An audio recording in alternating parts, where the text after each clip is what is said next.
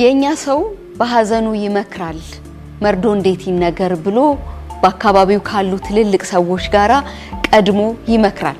ልጁን ሲድር የኛ ሰው ይመክራል። ልጄን ልድር ነው በምን ታግዙኛላችሁ ብሎ አባት ከወዳጆቹ ይገናኛል። እናትም እንደዚሁ ለጓዳዋ ጉዳይ ዙሪያዋ ካሉ ወዳጆቿ ጋር ቡና ላይ ትመክራለች። በሐዘን በደስታ የሚመክር የሚነጋገር ለዛም መፍትሄን የሚያስቀምጥ ማህበረሰብ ውስጥ ኖረናል። ይሄ ትልቅ ማህበራዊ ዋጋ ያለው ከትውልድ ትውልድ የሚሻገር ወደ ነገም ቢያልፍ የሚጠቅም ትልቅ ሀብት ነው። ጤና ይስጥልኝ። እንዴት ከረማችሁ?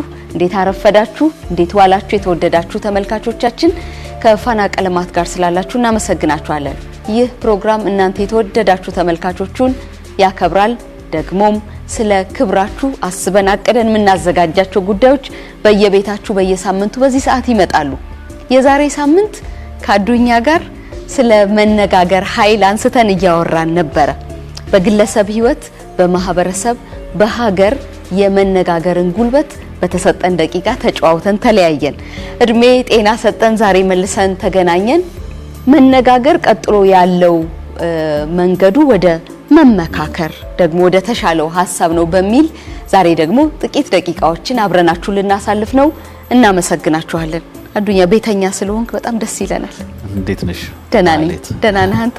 ደህና ነኝ። ሳምንት እንዴት ነበር? ሳምንቱ ጥሩ ነበር። ቆንጆ ነው አይደል? አዎ፣ ስለዚህ ጉዳይ ሳሰላስል ነበር። እውነት ጥሩ እድል ነው የሰጠችው።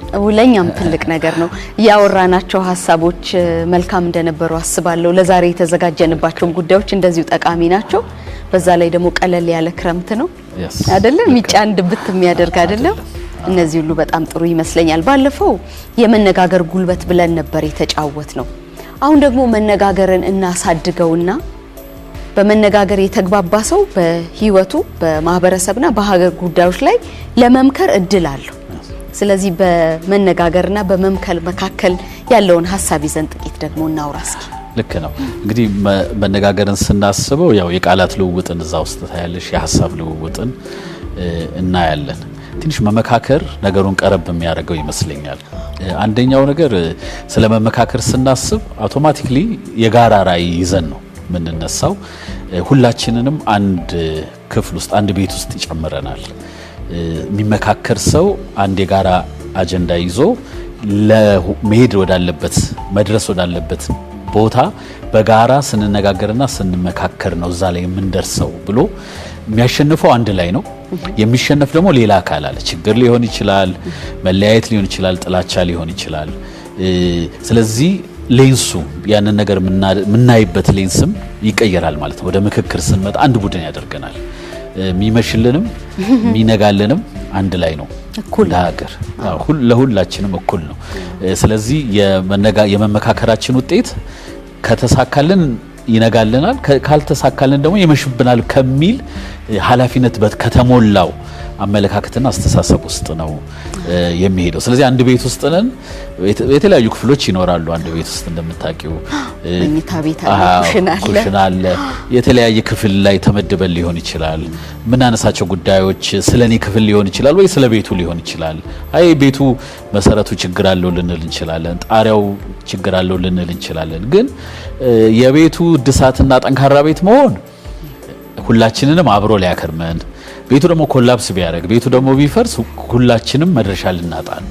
ስለዚህ ከዚህ አተያይ ነው የምናደርገውና መነጋገር፣ መከራከር፣ የተለያዩ ነገሮች ከፍ ያለው ድርሻ ይመስለኛል መመካከር።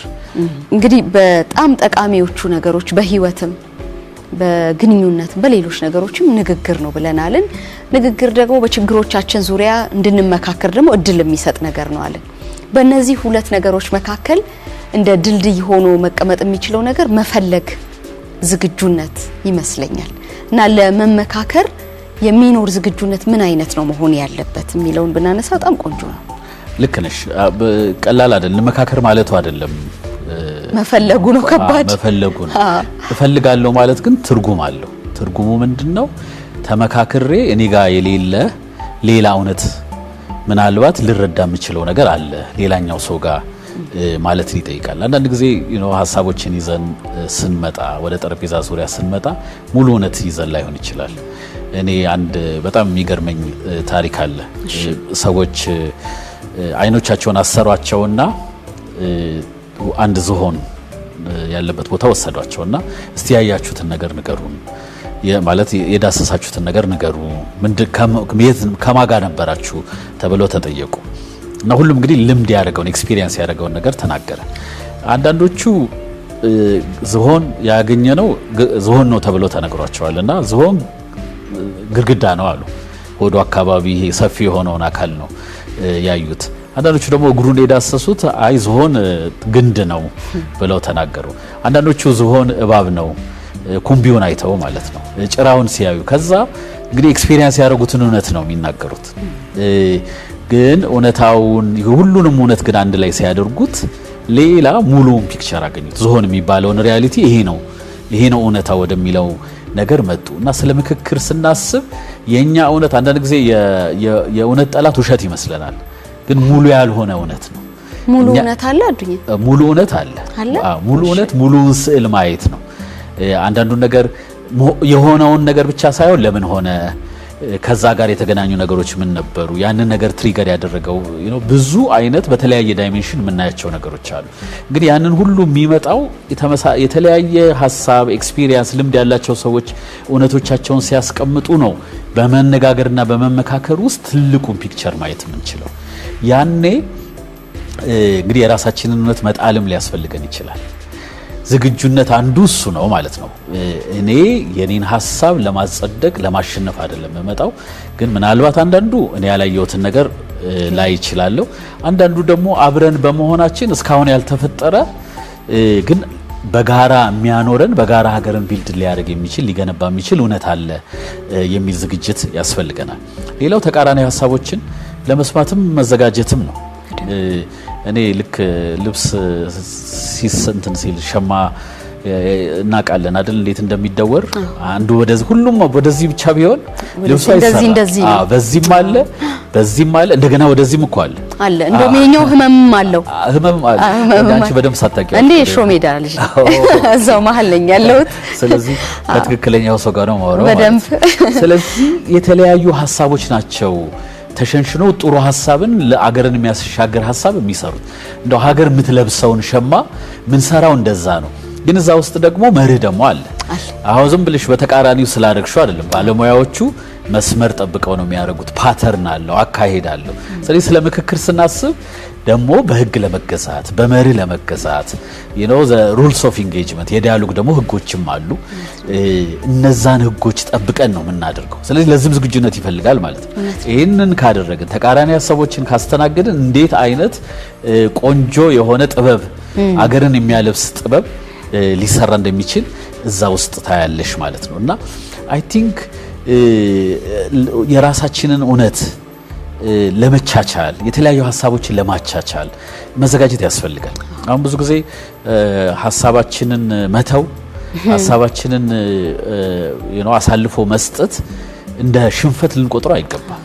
እንደውም ኃላፊነት ያለው ሰው ነው ይህንን ሊያደርግ የሚችለው። በአባባል በጣም የሚገርመኝ አንድ አለ በእኛ ማህበረሰብ የሚባል መተው ነገሬን ከተተው ይባላል። እና ከመተው ከማለፍ የሚመጡ የነገር ዋጋዎች በጣም አዋጭ በብዙ መንገድ የሚያተርፉ እንደሆኑ አምናለሁ። እና ይሄንንም እግረ መንገድ መጫወት ይቻላል። ልክ ነው። አይ ቲንክ አሁን አንዱ ትልቁ ጉዳይ ዲሊንግ ዊዝ ዘ ፓስት ስላለፈው ነገር መነጋገር ነው። እና የኋላውን እንዴት ነው የምናየው? ምንም ጥያቄ የለውም። የተለያዩ ቁርሾች ይኖራሉ፣ ቅሬታዎች ሊኖሩ ይችላሉ፣ ሰዎች ነገሮችን የሚያዩበት መንገድ ሊኖር ይችላል። ይሄንን በሌላው ጫማ ውስጥ ሆኖ ማየት፣ ማዳመጥ፣ መስማት፣ እውቅና መስጠት አስፈላጊ ነው። ግን ደግሞ ሁሉ ነገራችንን ሊቆጣጠረው አይገባም። ምክንያቱም ትናንት ስለሆነ ነጋችንን ሊቆጣጠረው አይገባም። የትላንት እስረኛ ልንሆን አይገባም።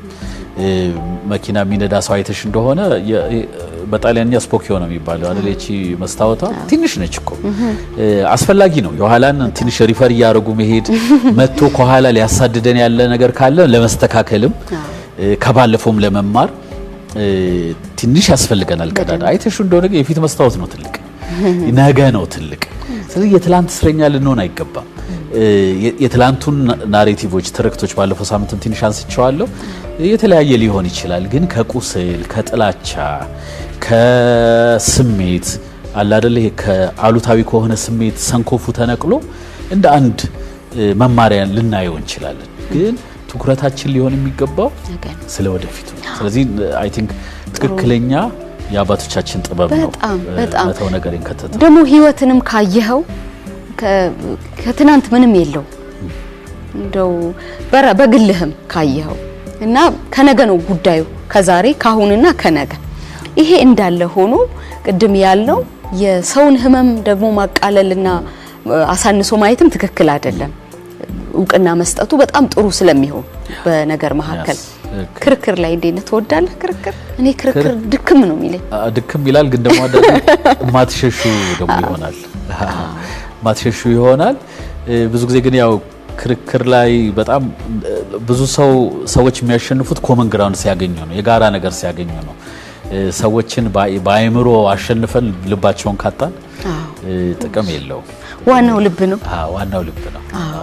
የአንድ ሰው ሲማከር ወይም አንድ ሰው ጉዳዩ ላይ ተፈጥሯል ብሎ የሚያስባቸው ነገሮች ላይ ሲማከር አንዳንዱ ለዛሬ አይደለም፣ ምናልባት ለዛሬ ዓመትም አይደለም፣ ለዛሬ 5 ዓመትም አይደለም፣ ለትውልድ መሬቱን እያስተካከለ ለልጄ እንዲደርስልኝ ለኔ ዛሬ የፈጠርኳቸው ችግሮች ሲፈቱ ለልጆቼ ነገሮች ተስተካክለው እንዲሄዱ በማድረግ ነው። ምክክርና ትውልድን እናንሳ። በጣም ጥሩ ጥያቄ ነው። እኔ to that extent አሁን ሰሞኑን በሚደረገው ሀገራዊ ምክክር ውስጥ ላልተወለዱ ልጆች ትንሽ ወንበር ቢኖር እንደ ምልክት ስለናንተ ነው ሚል ስለናንተ ነው። እና አንድ ሰው እጁን አውጥቶ አንድ ሀሳብ ሲያነሳ ለዛ ላልተወለደው ልጅ ይሄ ማነሳው ሀሳብ ከ20 ዓመት በኋላ ከ10 እና 15 ዓመት በኋላ ይሄ ሰው ይሄ ልጅ ይሄ ትውልድ በፍርሃትና በመሸማቀቅ እንዲኖር የሚያደርግ ነው ወይስ ተዘልሎ የሁሉም ጎጆ የሆነች ሁሉም ህልሙን የሚኖርባትን ሀገር ለመፍጠር ነው የሚለው አስፈላጊ ነው። ትውልድን አስቦ የሚሰራ ሰው በጣም ትልቅ እይታ ያለው ሰው ነው ብዬ ነው የማስበው። አንድ ሰው በበረሃ ላይ ይሄዳል እና በረሃ ላይ ሲሄድ ዛፍ ሲተክል ያገኘዋል ማለት ነው። እና ታውቃለህ ይሄ ዛፍ ምን ያህል ጊዜ እንደሚወስድ ለማደግ ይለዋል አጠገቡ ያለው ሰው ማለት ነው። አዋቃለሁ 80 ዓመት አይደል እንደሚፈጀው ይለዋል። ከዛ 80 ዓመት ልክ ነህ 80 ዓመት ነው የሚፈጀው። ታዲያ ሞኝ ነህ አንተ በህይወት የምትኖር ይመስልሃል ይሄ አድጎ ጥላ እንዲሆንልህ ብሎ ሲጠይቀው እስካሁን ስመጣ በጣም ብዙ ዛፎች ላይ ተጠልያለሁ። ያ ደግሞ የድሮ ትውልድ የቀደመው ትውልድ ያስቀመጠልኝ ዛፍ ነው የተከለልኝ ዛፍ። እኔም ደግሞ ለሚቀጥለው ትውልድ ዛፉን ልተክልለት ያስፈልጋል። ስለዚህ እንዳልሽው ነው ፎርዋርድ ሉኪንግ መሆን አለበት። ስለ ነገ ማሰብ አለብን። ምክንያቱም ያለፈው አልፏል፣ መቀየር አንችልም። ኃላፊነት ባለው መልክ ነጋችንን የምንሰራው ስራ እንዴት ነጋችንን ሊያሳምርልን ይችላል? እንደ ሀገር ኳሊቲ ኦፍ ላይፍ እንዴት ነው የምናመጣው? እንደ ሀገር የሁሉም ጎጆ የሆነች ሁሉም ህልሙን የሚኖርባትን ሁሉም ተደስቶ የሚኖርባትን የማይሰደድባትን ራእዩን ህልሙን እየኖረ የሚያልፍባትን አባቶች፣ ሽማግሌዎች፣ አዛውንቶች መርቀው የሚያልፉባትን ሀገር እንዴት ነው የምንሰራው የሚለውን ነገር አይ ቲንክ ማሰብ ያስፈልጋልና እሱን እያሰብን ነው ማድረግ ያለብን። በእርግጥ ትንሽም ጠቆም እንዳደረግሽው ስለዛሬም ነው ምክክር። ምክንያቱም አንዳንዶቹ ነገሮች የምንመካከራቸው ነገሮች ላይ ኩዊን ወይም የዛሬን ደግሞ አንዳንድ እፍታዎቹን ስናገኝ የበለጠ መተማመን የበለጠ ደግሞ ተስፋን እየሰነቅን እንመጣለን። ግን አብዛኛው ነገር ወዲያው ፈጣን ሎተሪ አይደለም። ወዲያው እንደው የሚደርስ እንደ ፋስት ፉድ ዛሬ ሁሉንም ፍሬ የምንበላው ነገር አንዳንዶቹ የቀሩ የ3 ወር ጎመንም አለ። እንደ ማንጎ ደግሞ 7 ዓመትም የሚቆይ ፍሬ አለ። እንደውም አብዛኛው ትንሽ መንገዱ ላይ መሆናችንን እናውቃለን እንጂ አንዳንዶቹ እንደውም ትንሽ ቆየት ብለን በሂደት በብዙ መነጋገር በብዙ መስተጋብሮችን በመፍጠር እና በትጋት በመዝራት በማጨድ በመድከም ለሚቀጥለው ትውልድ የምናስረክባቸው ነገሮች ይመስሉኛል። በጣም ግን ደግሞ ትልቁ ነገር የሚመጣው ከትንንሽ ከሚመስሉ ልምምዶችም ጭምር ነው። እኔ በእኔ ጉዳይ ስማከር ከሆነ ሰው እኔ የማሸንፈው ወይስ እውነት ነው የሚያሸንፈው? ሰው ነው የሚያሸንፈው ወይስ እውነት ነው የሚያሸንፈው እንደማለት። ይሄ ጥሩ ነው። መነሻችን አይ ቲንክ እውነት እንዲወጣ ማድረግ አለብን።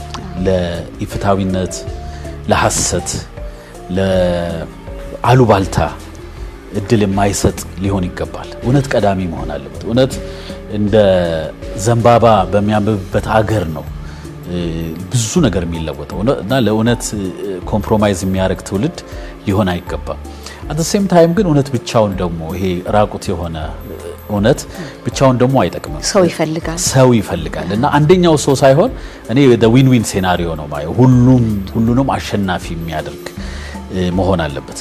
አንዳንድ ሰዎች አንዳንድ ቡድኖች ኮሬክትድ መሆን ሊኖርብን ይችላል፣ መስተካከል ሊኖርብን ይችላል። ነገር ግን በተመሳሳይ ደግሞ ሁሉንም ሰው አሸናፊ ማድረግ አለበት። አንድ ምሳሌ ብነግርሽ እንደው ሁለት ጎረቤታሞች በድንበር ይጋጫሉ እና ምናልባት የ3 እና የ4 ሜትር ነው ወደ ውስጥ ገብተሃል አልገባህም የሚል ክርክር እና በምንም መንገድ ይሁን እውነቱ ወጣ እንበል፣ በሽምግልናም ይሁን በፍርድ ቤትም ይሁን እውነቱ ወጣ።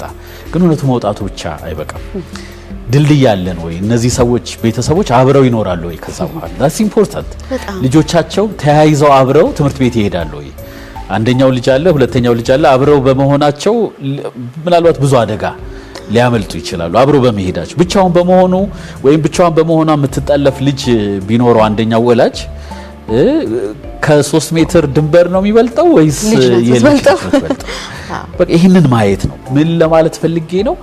ስለዚህ ሁሌ እውነት መውጣት አለበት። አት ሴም ታይም ደግሞ እውነትን በመናወጣበት ጊዜ የሁሉንም ዲግኒቲ በጠበቀ፣ የሁሉንም ክብር በጠበቀ፣ ሁሉንም አሸናፊ በሚያደርግ መልኩ አካሄዱን፣ አደራረጉን፣ ነገሮችን ናሬት የምናደርግበት፣ ትርክቱን ቢልድ የምናደርግበት መንገድ ሁሉንም አሸናፊ በሚያደርግ መልኩ መሆን አለበት። ካለዛ ወደፊት ያለንን አብሮ የመኖር ግንኙነት ሳክሪፋይስ አድርገን ሰውተን እውነቱ ብቻውን ቢወጣ ጥቅም የለውም። ስለዚህ እውነት ፊት ለፊት መሆን አለበት። at the same time ደግሞ we have to be careful ሁሉንም አሸናፊ የሚያደርግ ሁሉም በዛ ውስጥ ተስፋን በዛ ውስጥ ድልድይ እንዳለ ሪሌሽንሺፕ እንዳለ ስለዚህ እውነትን ስናወጣ ኃላፊነት በተሞላው መልኩ ማውጣት አለብን የሚለው በጣም ትልቅ ነገር ነው። እሱንም ሰመር ማድረጉ ጥሩ ነው። በጣም የማህበረሰብ ዋጋዎች እንደዚህ በቀላል የሚታዩ አይደሉም። አሁን መቼም ይሄም ደግሞ ሌላ የሚያከራክር ነገር ነው። ግን ከዚህ ከዘመናዊነት ጋር ከማህበራዊ ትስስር ገጾች መምጣት ጋር እንደዛ ተያይዞ ትንሽ የሚያስደነግጡ ነገሮች አይደለም። የሰው መርዶውንም እዛ የሚሰማበት ሁሉንም በጆሮና ባይኑ መስማት የነበረበት ነገር ቀድሞ የሚሰማበት ዘመን ላይ መተናል። ግን ባህል የማይናቅ እና ሀገርና ማህበረሰብን ቀጥ አድርጎ ማቆም የሚያስችል አቅምም አለው። ከነዚህ አቅሞች መካከል አንዱ የመማከር ነገር ላይ የመማከር ነገር ይመስለኛል። እኔ እንዲሁ ቡና እስከ 3ኛ የሄደ አይመስለኝም። ሐሳብ የተጀመረን ሐሳብ ለመቋጨት፣ ለማውራት፣ ለመተንፈስ አይዞሽ ለመባባል ነው ብዬ አስባለሁኝ። ባህላችንን ደግሞ ጥቂት አቧራውን ማራገፍስ የለብንም ወይ የሚለውን ብናነሳ ጥሩ ይመስለኛል። ምንም አሁን እንዳልሽው ነው። በኢንስታንት ኮፊ የሚባላል አይደል? ቡናውን እኮ ታገኘዋለሽ ግን ወዙን ግን አታገኘው። ሂደቱ አስፈላጊ ነው። የቡናው ጭስ እዛ ጋር ያለው ፕሮሰስ ኢቭን 3ኛ ዙር ድረስ ተጣጣ ይለ አቡል በረካ ትናንት እንደዛ ሳስብ ነበር። ቡና ዝም ብሎ ከ1 እስከ 3 አለ ይደም ብዬ ሳስብ ነበር። ምክንያቱም አንዳንድ ሰው ለምሳሌ ለመናገር አቅም ወዲያው ላይ ያገኝ ይችላል። ምናልባት 2ኛው እየተጣ ሊሆን ይችላል፣ አቅም ያገኝ 3ኛው እየተጣጣ ሊሆን ይችላል። ስለዚህ ሂደቱም በጣም አስፈላጊ ነገር ነው። በዛ ውስጥ መማከር አለ። አንዳንድ ነገር እኛ ስለምናቀው እኮ ብቻ አይደለም የምናማክረው፣ መልሱን እናቀው ይሆናል። ግን አንዳንድ ሰዎች እንዴት አላማከረኝም ይላሉ። መማከር ቅርበትን ያሳያል። መማከር አብረን ያለን ግንኙነትን ያሳያል። ኃላፊነትን በጋራ መውሰድ ያሳያል።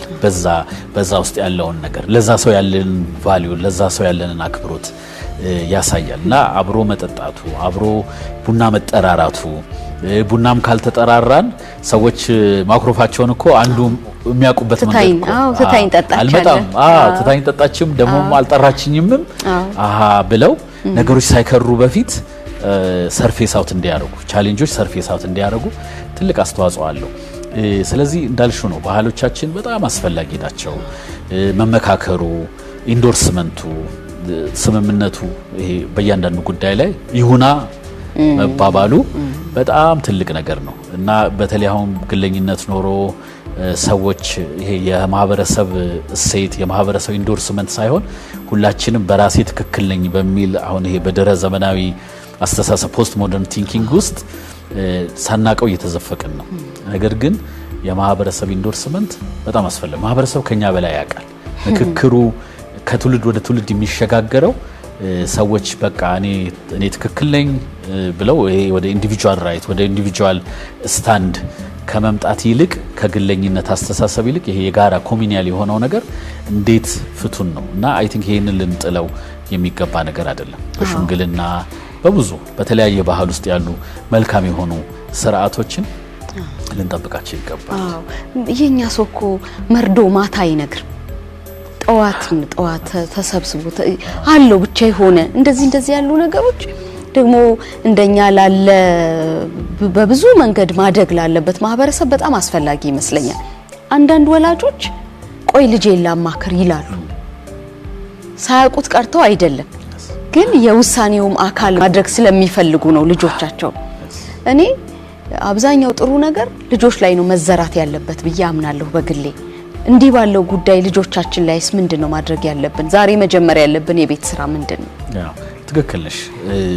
ነገ የምንፈጥረውን ነገር ነገ ልናየው የምንፈልገውን ትውልድ ምንስለው ልጆቻችን ላይ ነው። ለልጆቻችን መንገድ የልጆቻችንን ወርልድ ቪው ንጽረተ ዓለምን የሚመለከቱበትን መንገድ በዚህ ውስጥ ያለውን ፋይዳ የንግግርን ፋይዳ የመወያየትን ፋይዳ የመመካከርን ፋይዳ አይ ቲንክ ለልጆቻችን ማስተማር አለብን። ይሄን ደግሞ ለማድረግ ትክክለኛው ቦታ ቤተሰብ ነው። በቤተሰብ ውስጥ ይህንን ኢንከልኬት ካደረግን አይ ቲንክ ለሀገር ተስፋ ነው ብዬ አስባለሁ። ስለዚህ አይ ፉሊ ሰፖርት። ለምንድነው አሁን አዋቂ የሚያስቸግረው አይደል? አሁን እኔ እያስቸገርኩ ያለሁት ምናልባት ልጅነቴ ላይ ያልተሰራ ሊሆን ይችላል። አሁን ማድረግ ያሉብኝ ነገሮች እያደረኩ ካልሆነ ምናልባት ትናንትና የተላለፍነው ነገር ሊሆን ይችላል ብሎ ከማሰብ የመጣ ነው። ትክክል። የመዝራትም ህግ ነው። አንዳንድ ጊዜ ክፉ ነገር ከዘራን በስቶ ነው በልጆቻችን ምን ማለት አይተሻል። የዘርኮ ትንሽ ነው ሲበቅል ግን አገር ነው የሚሞላው። ጥላቻን ከዘራን እንደዚሁ ነው። ፍቅርንም ከዘራን ደግሞ በእጥፍ ነው ምናጭደው።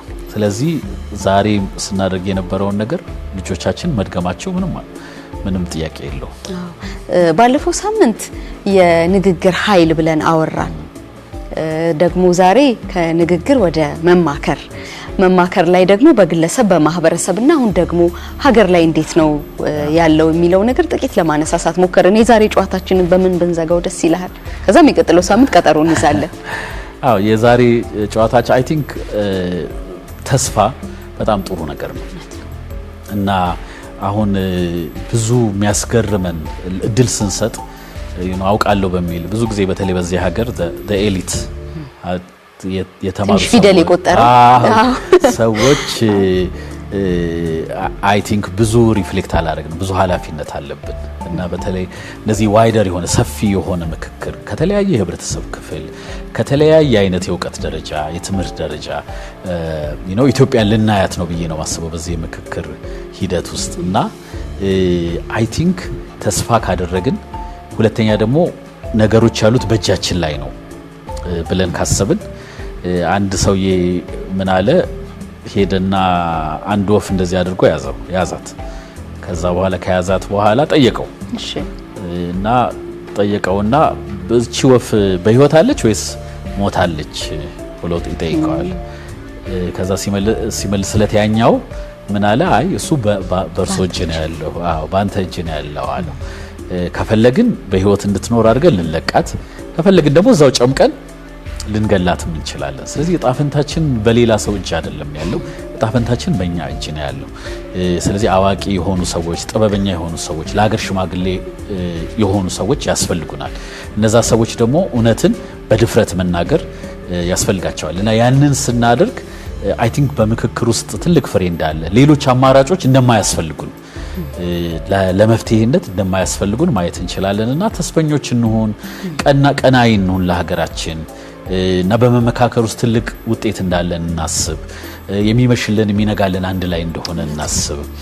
ይህንን ካሰብን አይ ቲንክ እና ተቃራኒ ሀሳቦችን ቅድም እንዳልኩት ተግባራዊ ለማድረግ እርስ በርስ ለማየት እንትናርግ ያለፈውን ነገር እንተው ስለ ነገ ስለ ልጆቻችን ሁሉም ህልሙን የሚኖርባትን ሀገር ለመፍጠር እንደምንችል ኢማጂን እናርግ እናስብ ያንን ካደረግን አይ ቲንክ በከፊል ውጤት ይመጣል ብዬ አስባለሁ ቢያንስ በጣም በእውቀትም በልምድም በጣም ትልልቅ ሰዎችን ለቃለ መጠይቅም ለአንዳንድ ነገርም ስንጠይቃቸው በግል ምክንያት አንዳንድ ሰው አይወድም ማውራት እንዲህ በአደባባይና በጣም በትህትና አይ ይቅር ይላሉ እና ሁሌ አእምሮዬ ላይ የሚመጣው እና ብዬ የምማቀው ስለምለውም ደስ የሚለኝ ነገር እናንተ ካላወራችሁ ማን ያውራ እናንተ ወደ አደባባይ ወጣችሁ ይሄ ትክክል ነው ይሄ ትክክል አይደለም ብላችሁ ካላላችሁ ካልመከራችሁ ካልገሰጻችሁ ማን ብለን እንላለን እንዳልከው ፊደል የቆጠሩ ሰዎች